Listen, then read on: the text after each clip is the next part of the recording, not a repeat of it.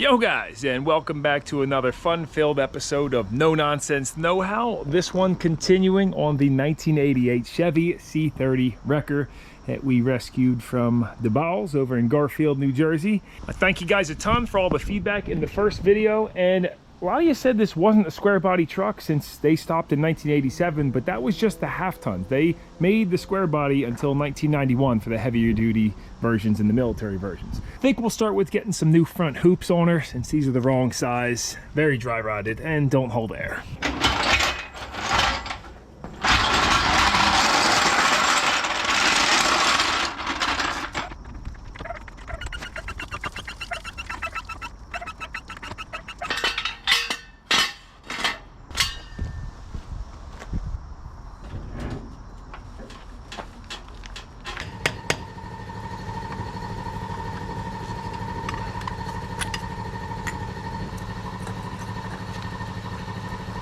These stainless caps look great on there when new, but then, you know, they get stuck and rusted on there. Imagine trying to do that on the side of the road in the rain.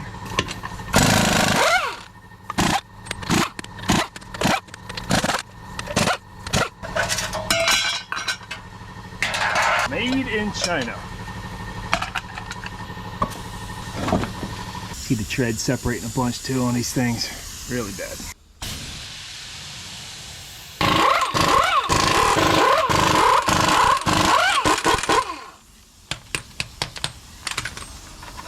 Surprised this thing rolled as good as it did with how tight these front brakes are.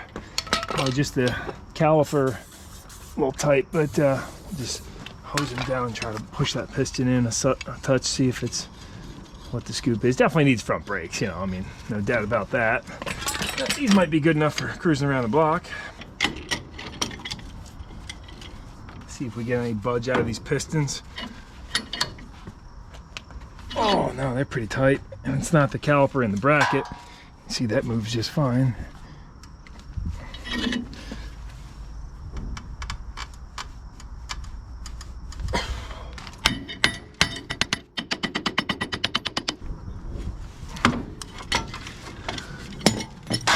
There it goes. The piston's budged a little bit.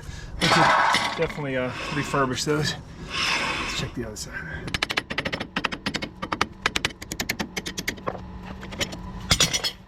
Yeah, that side's still really tight. The Coates rim clamp 70X, best machine ever.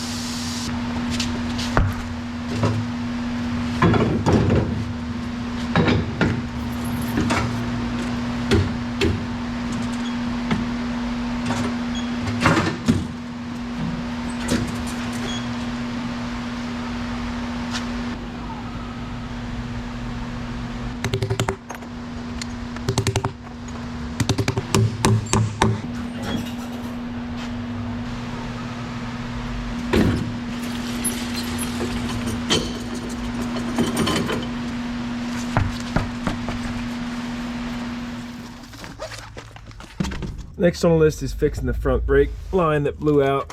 And you know, working on a truck like this, stuff's constantly falling, you're rolling around it. This is when you want to wear long sleeves. That's a little bit better, otherwise you waste a lot of time scrubbing yourself afterward. Oh, shoot.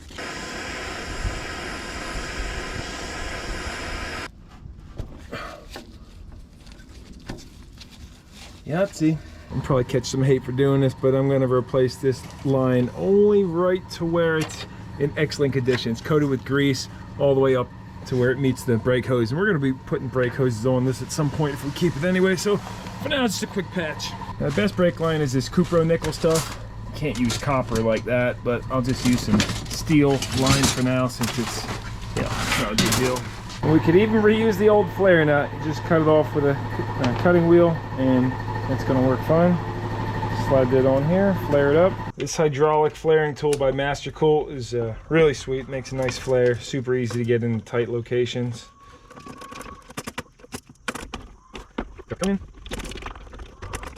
Especially with steel lines, it just makes it like effortless. And look at that, perfect double 45 flare.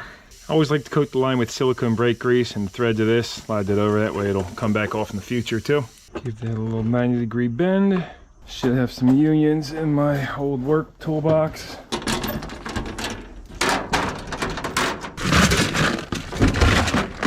Here we go.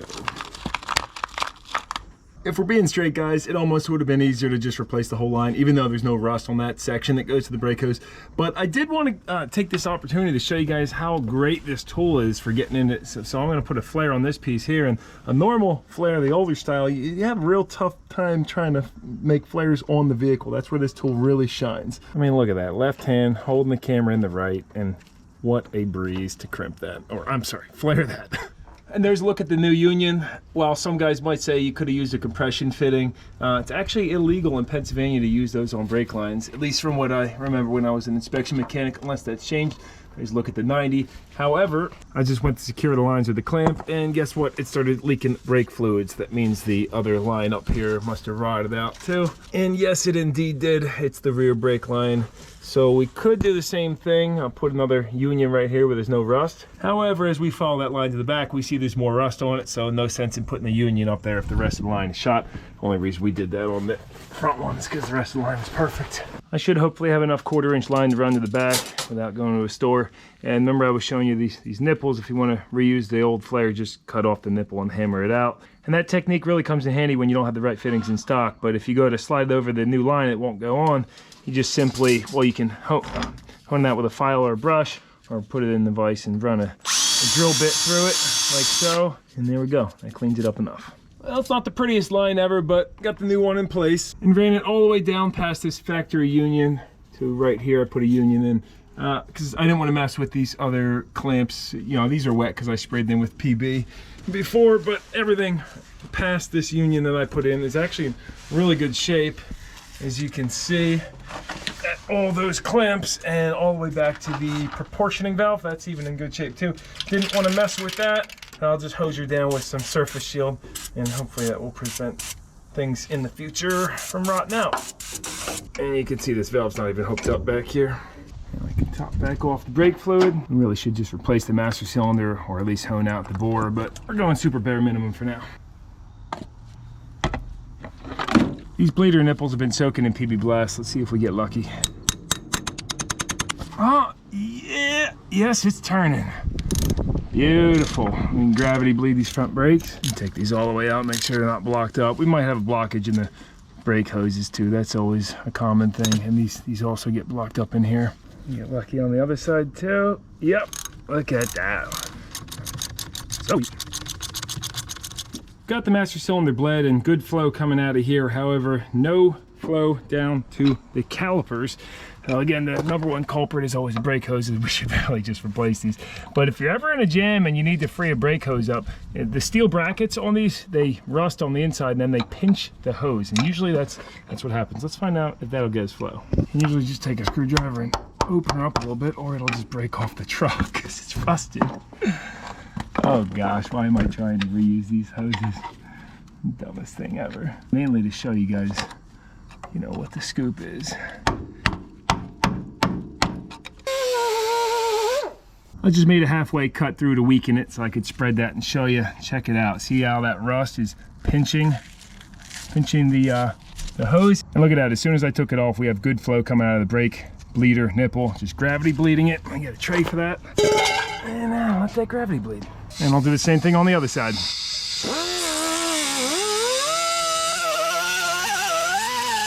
On this side, same exact deal. And as soon as I open that up, we have good brake fluid flow coming out. You might be saying, what's the point of this? You should have just replaced the hoses to begin with. But I just think it's important to know how things work and identify the exact failures on them. And after the gravity bleed, we should have some kind of a pedal. Yeah, we got some resistance. Let's pump that up, apply some pressure. Feels like we got a brake leak, but yeah, it's holding some pressure on the bottom. Let's see if this caliper came back to life. Now that locked back up. Sometimes if you compress them like we did before, the piston might just have one little rust spot on it, and you break that loose and then it'll be fine, but definitely need some calipers. And then always go back over all your flare connections, make sure none of them are leaking. And look at that, we're pouring out of the drum in the back, so we definitely need some wheel cylinders ASAP. I'd say that's enough fun for today, so we'll address those front calipers and wheel cylinders another day and try to go enjoy the beautiful weather. And just to show you, it's a good thing we wore the long sleeves, because otherwise your entire arms will look like that. So maybe getting like some cuffling sleeves would be a good idea too. Should stay covered up. Totally random, guys, but you've seen the detours, so we're stopping down here at KP Tuning. You might remember this shop from the Fury Part 3 video. He's gonna do a few pulls, getting his Mustang dialed in. It's got a 364 cubic inch dart block running methanol M1. Pretty much a full-out race car is what it is.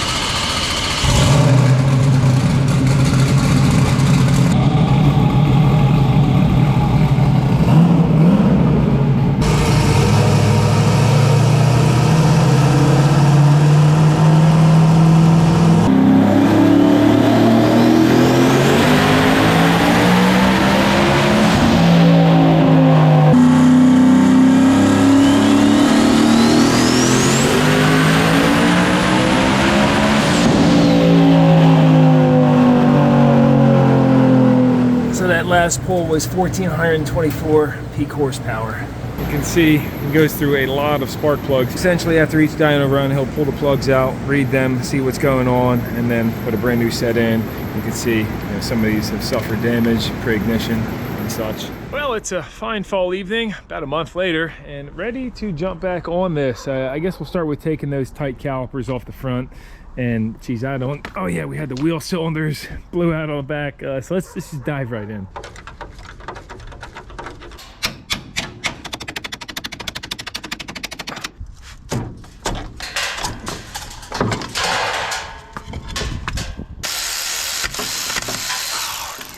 Trying to do everything as cheap as possible, but I bet you we get a new set of calipers for like 20 bucks on this thing. Well, 20 bucks a piece, should I say. And of course, replace the hoses while we're at it. We should. Plenty of life left in these riveted pads. No rust jacking or separation. And could use a skimming with an on-car lathe on these rotors, but they'll be all right. We got the Gusman over here stopping by. Definitely gonna have to go put him inside, because I want to blow the pistons out of these calipers now, see what those look like. A lot of time you can just clean them with emery cloth, the bore of the piston. Certainly a dangerous place for this little pup's hanging out here. Luckily he's pretty smart about what he eats. He likes to sniff everything, but he doesn't eat everything.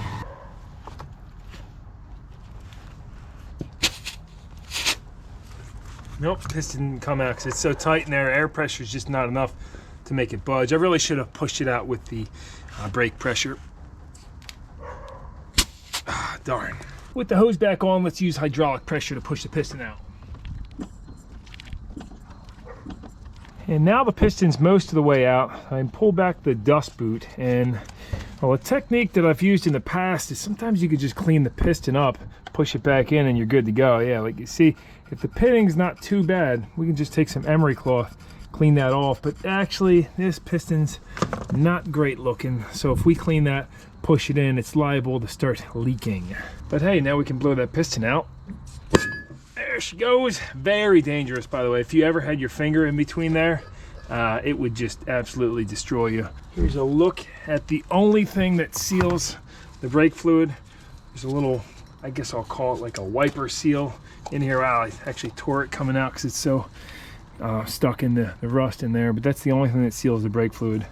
Well, when you push the pedal, this seal actually gets brake pressure fluid behind it, and it pushes it more against the piston.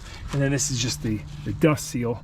Most of you guys probably already know this, but there's a look at it. So they'll hone this out, put a new piston in it, or re-chrome this one, call it a day. You guys probably can't see it that well on this camera, but once you get that deep pitting on there, these have to be refinished or replaced. Look at that though. That's how it should slide in and out. Let's pop the other side off and then go for a little scooter ride to the store. Got some baskets on here. Perfect little parts runner. Ordered those calipers. They'll be in tomorrow. I'll grab the case of Oktoberfest and go catch the Phillies game. Now next day, and I'm hoping those front brake parts come in later. I figure we'll tear into the rear, check those wheel cylinders. Those should be something that's in stock. But went to start it up so we could use the wheel lift to lift the back of the truck up. And well, of course, leaving gasoline inside this fire extinguisher, not a great idea. Kind of melted everything in there. So I took the innards out, now running an 1/8 inch NPT tap through here so we can cap the top off. Don't crack it. I think that'll do. Now I can just lay this on the side, open the valve. I was pumping air before because the pickup in there broke off, so it wasn't picking up any fuel, pressurizing any fuel in the tank.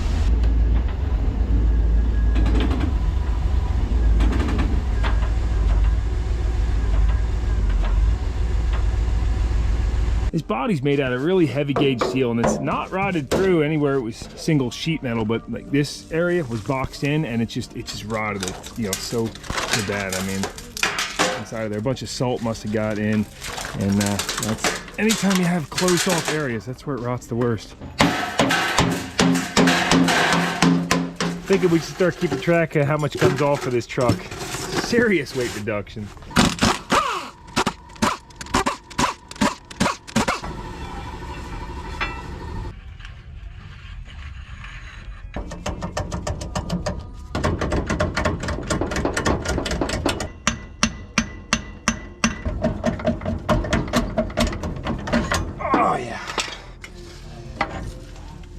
Could definitely use resurfacing, and we'll get a new axle seal too, because see that's starting to splue out a little bit. And Gusman's out here hanging out, and on this side, yeah, that wheel cylinder got a bunch of oil. Well, we'll clean that, and then yeah, not going to put new drums on it, but get the new seal and such. These are just completely blown out. At first glance, you would think these are bonded linings, but there are rivets under there. They're just full of brake dust and oil.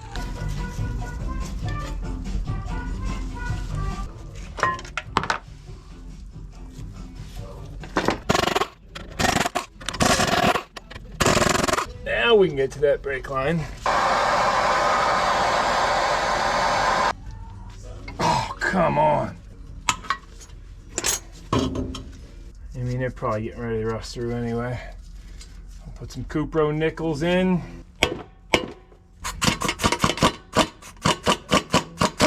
Yes.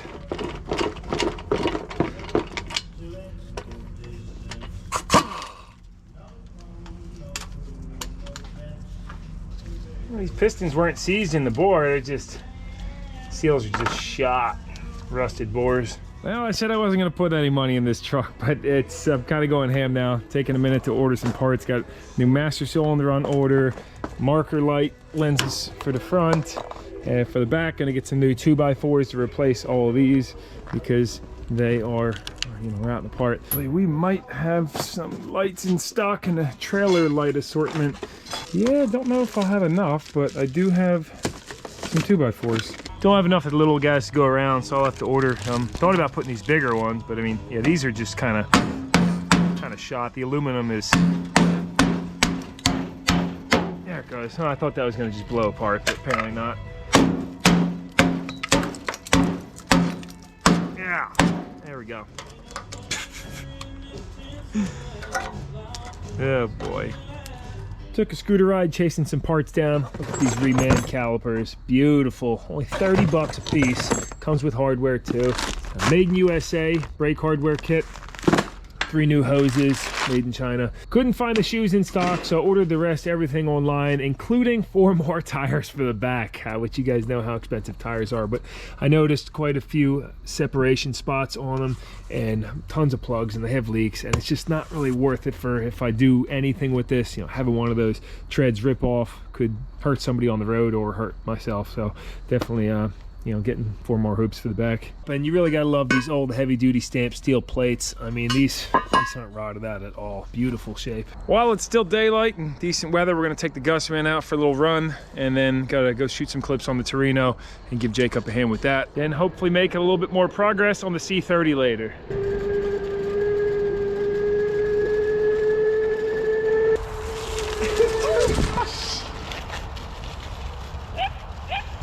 Who'd have thought you were such a fierce little dachshund? Dogs for shopping, new baskets. Here, Grab the toilet paper. And a quick word from the sponsor of this video, HelloFresh. Do you have busy days, busy nights, and you need more flexibility in your meal planning? Well, it just so happens there's a company that offers fresh ingredient meal kits delivered right to your door. Now, I got this earlier today and made one for lunch. I was blown away, but let me just show you what's in the box. Just giving you a brief idea, depending on the meal options you choose, it comes packaged like this. You're gonna have the recipes right here with a picture, mini little cooler, all recyclable materials, non-toxic, freezer packs, and then the food bags inside. You can go throw these in the fridge. And now let me bring this inside, have Jen fire us one up.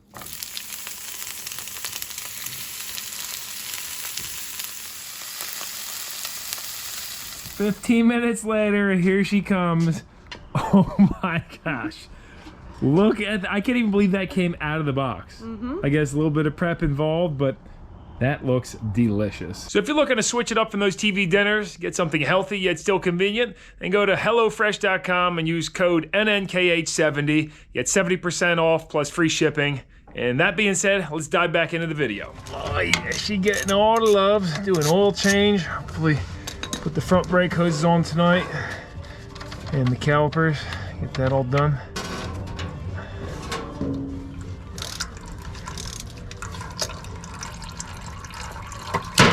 Got the AC Delco. Some used motor oil on the O-ring. Product of USA right on the bottom of it. That's what I like to see.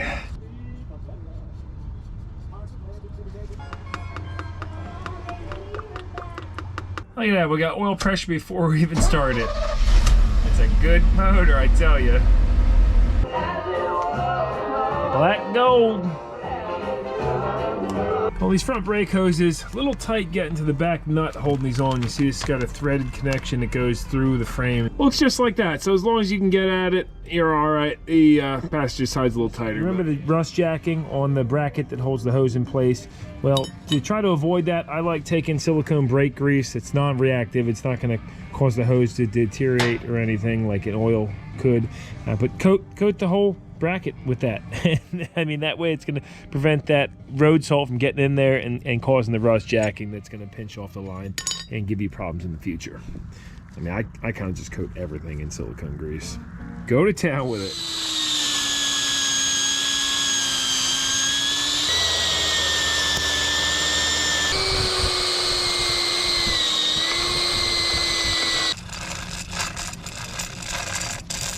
Yep, we'll call those turned and fresh.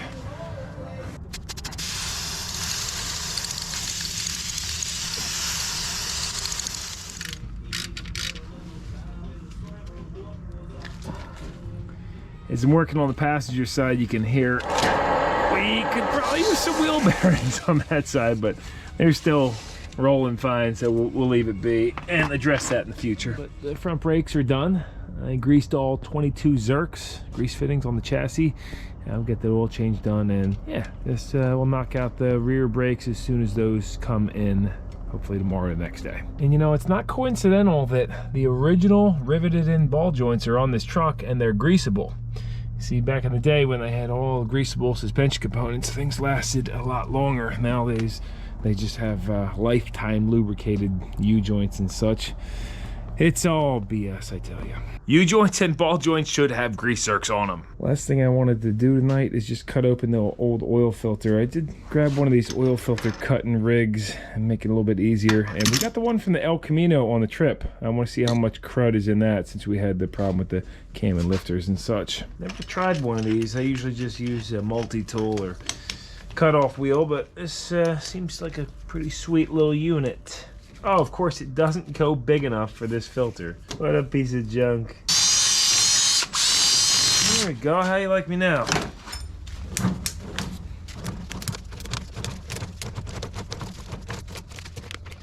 Alright, that worked kind of cool. Also kind of gimmicky. Not doing a thorough check on this. I just wanted to see the condition of the filter and if there's anything major in the bottom of it. But overall, not in bad shape. Not seeing like a ton of metal debris in it or anything. The one I'm more interested in is the El Camino filters. Let's pop that open.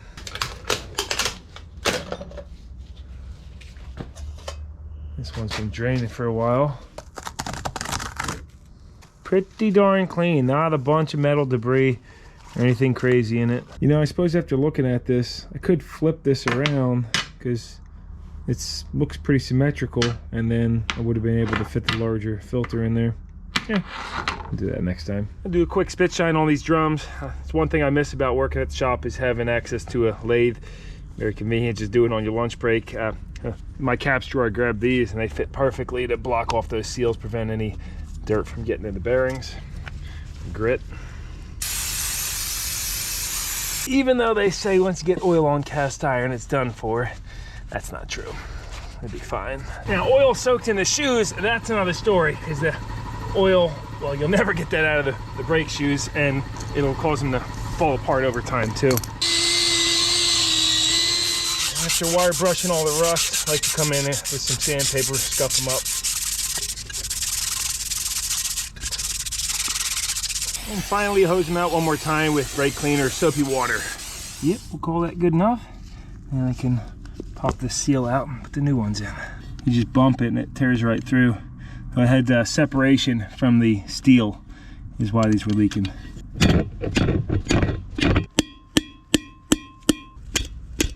There we go. All right, beautiful shape these bearings are. It's too bad all wheel bearings aren't oil bath. What I was saying on the seal is even though the rubber's still pliable, this started rusting on the bottom lip, causing it to lose its bond between the rubber and the steels. Got new seal, National. It's made in Mexico. Looks to be the same size. Tiny smear of RTV around the whole seal. Always like to do that. Drop her in straight. And then take a clean hammer. It's not going to get dirt dropping down into the bearing. Use a block of wood or a seal driver, but usually if you just go real careful, get her started straight, tap all the way around, be good to go. Nice and straight. Smear that silicone around, keep the water from getting in between the seal, causing rust.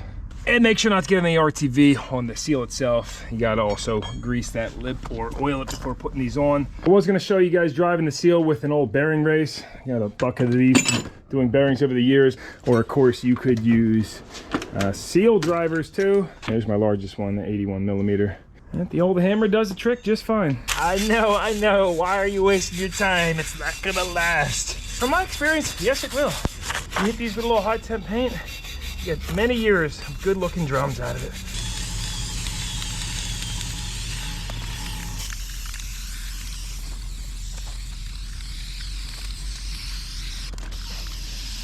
Boy, ain't that rewarding.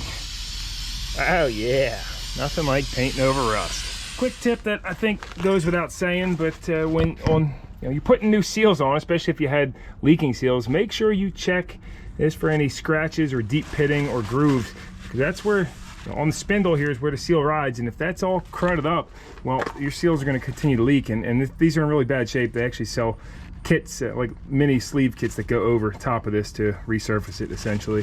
However, the pitting back there is not to worry about because we can see the seal rides right on that little line, and as long as that little line is clean and tight, you're good to go. All right, at this point the video is going to take a little turn. I'm thinking to myself, do they really need to see me rolling under here slinging brake lines and putting drum brakes back together? Probably not. And also I've really been striving to put a video out per week, and you know, sometimes you can get that whole hour-long video done, or sometimes they end up a little bit short because your time gets caught up doing other stuff. So the end of this video is going to be a few more things I want to show you inside of the truck here, and then a project tour of the backyard and the garage. Since I do see a lot of comments about asking the status of certain things, and so we'll run through that. Let's go ahead and jump inside of this Chevy. I want to show you guys.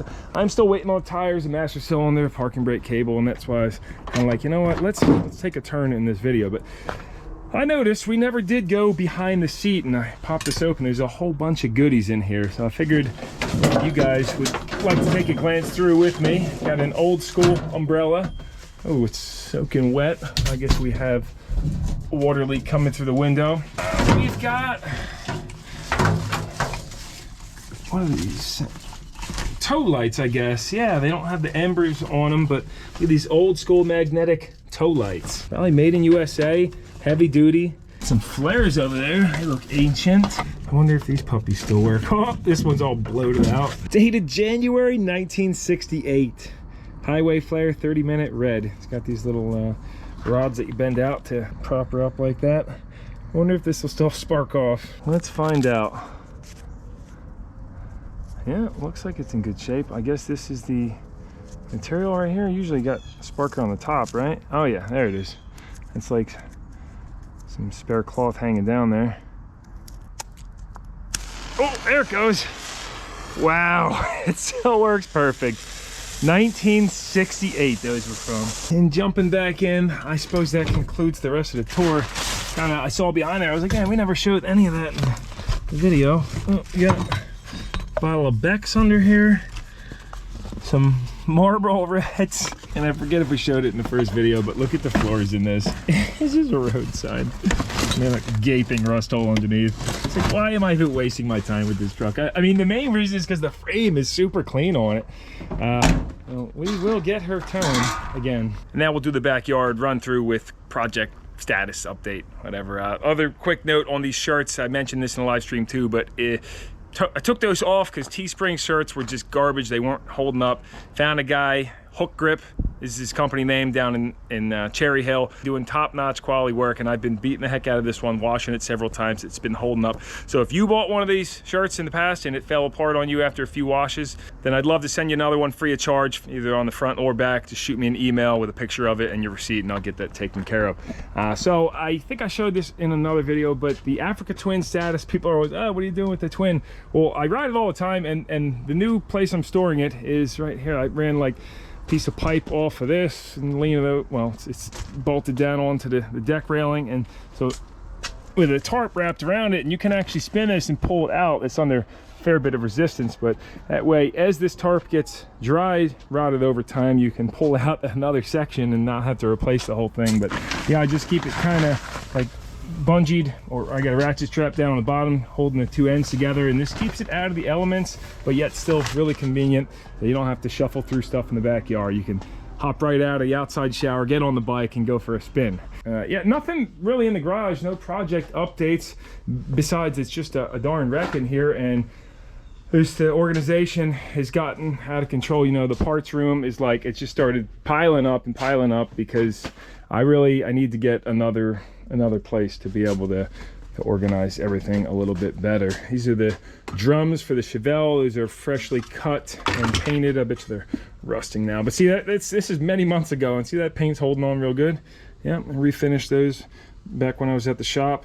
Again, it was nice having the brake lathe. Maybe pick one of those up again in the future. We got the Detroit two-stroke. Hopefully move that with the Wrecker once we get that running, because this weighs 1,700 pounds.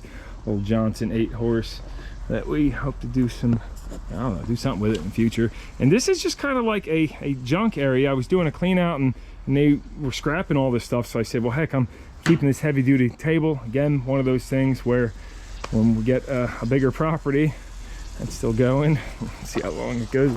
All right, so the Fury. Yes, the beautiful Fury. She was sitting in the back getting all filthy. Never did bother cleaning it, but I did throw the EPDM cover over it, which, look at that, I guess some moisture still gets under there, so I don't know if that will harm the paint in the long run. But as you guys know, I kind of mentioned in the live streams and such, title issues with this one, and I know you can go through Vermont and Tennessee. I got a guy down there that says he can get a title, but I've been treading lightly, because the way these cars were, you know, Philly gave like a court order for removal of them to another company, and then that's how I got involved. But the original owner did reach out to me, and he was trying to maybe get ownership back on it, so I've been letting the dust settle with that. Apparently there's a couple things caught up in court on it. Yeah, look at that, the moisture does still get under there too. And so it's on standstill. But I will say, I gotta send a sniper back out to Holly, reach out to them, because I don't know if you remember in the previous video, I was having injector issues stuck on this. Like, I don't know, this thing was acting up a bunch, which was really disheartening, because I did pay, I think I paid like $2,000 or something for that whole kit, whatever it was. That wasn't a sponsored deal that when I bought the fuel injection kits. So I have to get that addressed ASAP, because yeah, make sure the warranty doesn't run out.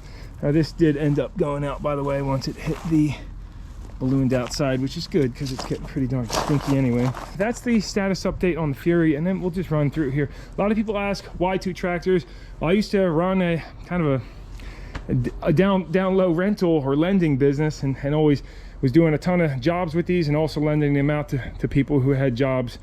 So I kind of still just have, this is my go-to, but they both are very useful, Phil, and I don't have much money wrapped in. They've paid themselves back plenty of times, so I'm kind of keeping those.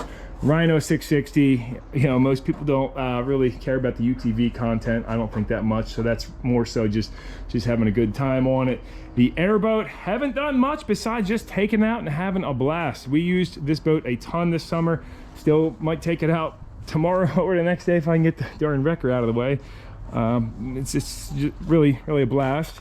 The STX 12F, super reliable jet ski. Haven't had any problems with that. The KZ1000, a lot of people have been asking if I'll sell this, and no, I love this bike so much. You know, kickstart, inline 4,000 cc. They're only going to go up in price, and of course this one ain't perfect, but maybe one day restore it.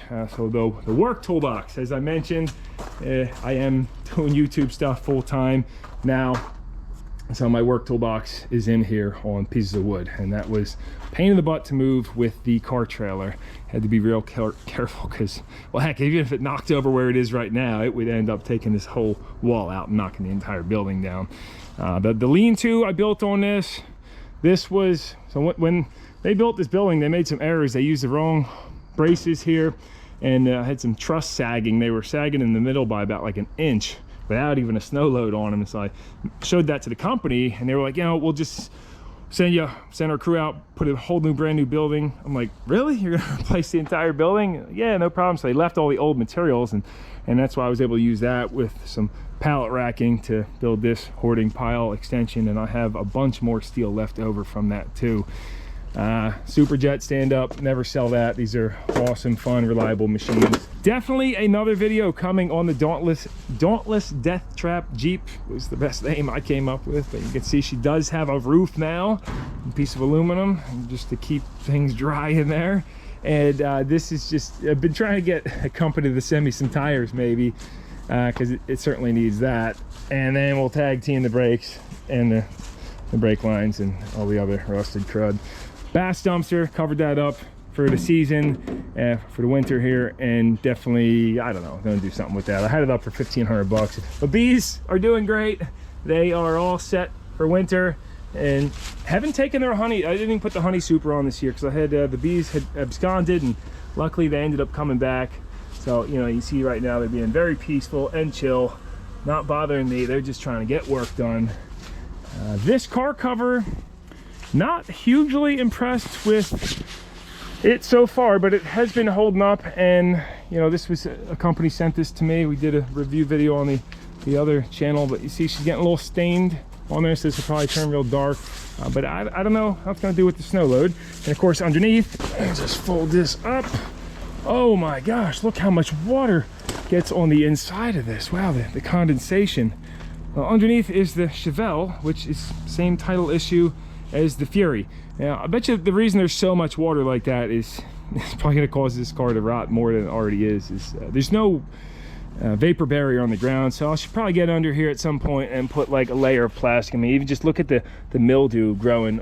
I believe that's what that is on the ground. So that's something, you know, as we prep for winter. Hopefully more content coming on this car, but again, it's on hold, unfortunately. So I am just the keeper of these cars for now. You know, otherwise, I think that pretty much wraps up the tour. Car trailer is doing good. The M101A2, I put aluminum cover on that too. This was from that job we were doing. We're breaking down the old trailers and such and cleaning up that property. Yeah, this is definitely a hazard, but I don't know, it beats cleaning the leaves and snow and crud out of there. So when you need it, you just pop that off and go.